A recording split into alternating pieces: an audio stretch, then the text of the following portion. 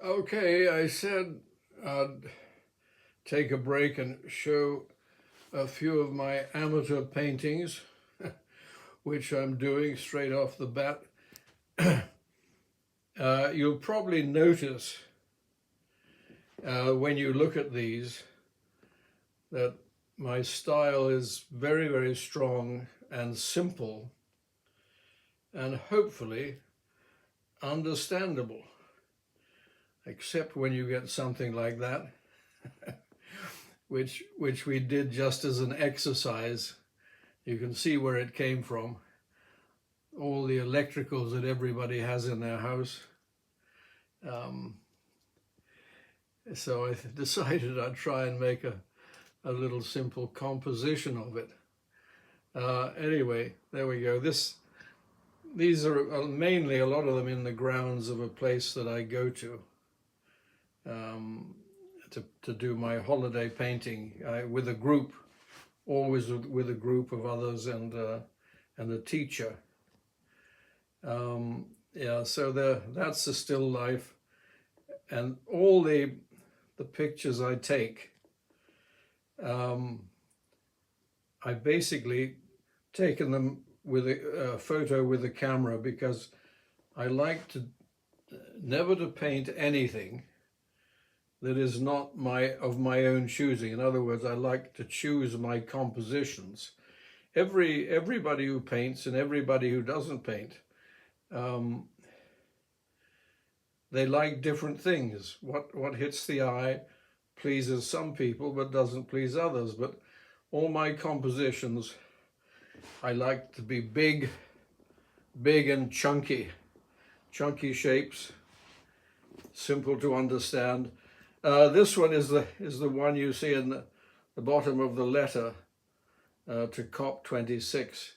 It's when I started experimenting with black lines, and this other big one is the other big one that is shown at the bottom, which I like. I like simplicity. I like strength. This is the one down here that nearly got to the summer exhibition, got 90% of the way. I got kicked out at the last minute, at the last cull. I love jars. They're simple. They're lovely shapes. Yeah, I could paint them all my life. Nearly as much as the Italian painter Morandi, who painted bottles and jars all his life. Called Love a Duck. How about that for a gentle, translucent watercolor?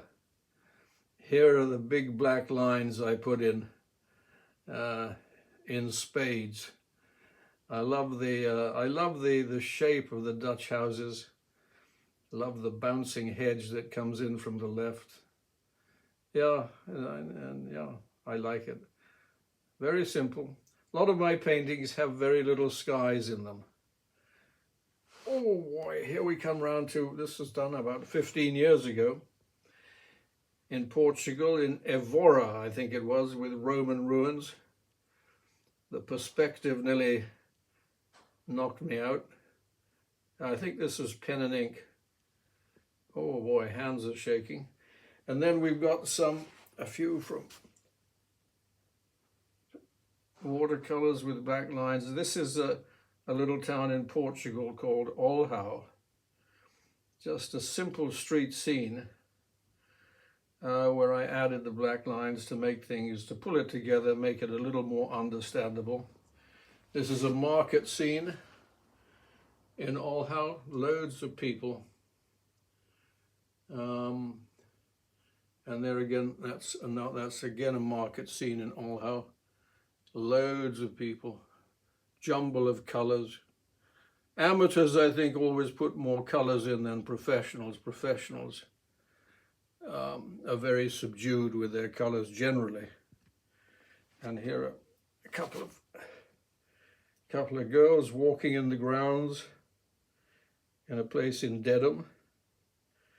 That shows. So generally, why I show these paintings.